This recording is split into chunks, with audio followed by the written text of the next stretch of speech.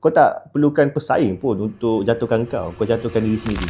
Okey, ni soalan yang sebenarnya ramai yang tanya aku kan, macam mana nak bina sesebuah brand kan. Tapi jangan lupa satu benda, brand ni dia bukan sekadar nama kan, dia adalah trust. And kalau orang tak trust kau, memang kau boleh keluar bajet seberapa banyak sekalipun, tapi memang lepas tu tak jadi apa-apa lah kan? Dia tak jadi apa-apa. So bila orang beli produk kau ni kan, dia tak semestinya beli sebab murah. Murah tak semestinya bagus kan. So dia beli sebab dia trust produk kau tu berbaloi untuk dibeli, dan percaya dekat servis kau yang mengatakan bahawa servis kau ni top notch. Maksudnya tidak akan menghapakan apa yang orang bayar kan, value of money tu kan. Sebab tu Apple boleh jual iPhone harga RM7,000 kan, walaupun ada je phone lain yang lebih murah, tapi yelah, phone lain ni pun ada je spek lagi tinggi kan. So orang beli sebab percaya, orang beli sebab trust, dan orang percaya barang tu ada kualiti,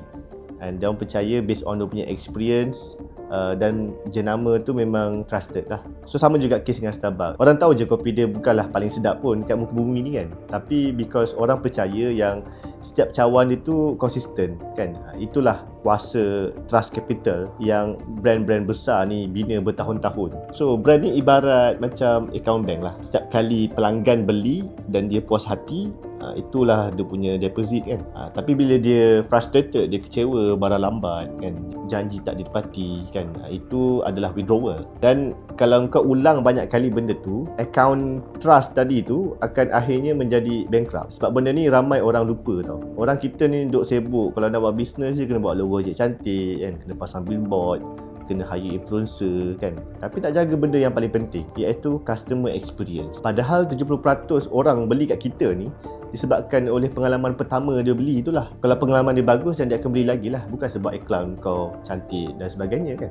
So nak tahu kau tengah bina brand ke tak, kau kena tengok satu benda. Adakah orang sebut nama kau dengan rasa penuh keyakinan atau ragu-ragu? So kalau orang cakap aku beli dengan dia sebab senang nak urus, tak tipu, cepat respons, itu maknanya brand kau memang tengah naik.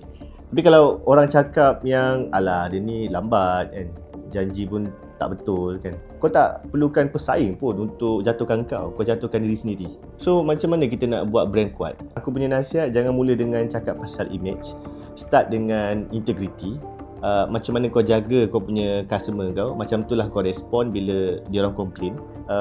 Macam mana kau uruskan kau punya refund bila ada masalah dengan klien. Dan itu semua untuk aku adalah deposit dalam akaun yang kau bina tu bertahun-tahun, ataupun dia panggil brand trust kau. Kalau produk kau bagus, servis kau jujur, dan kau buat kerja tu dengan betul-betul, aku pasti orang tu akan percaya dengan kau.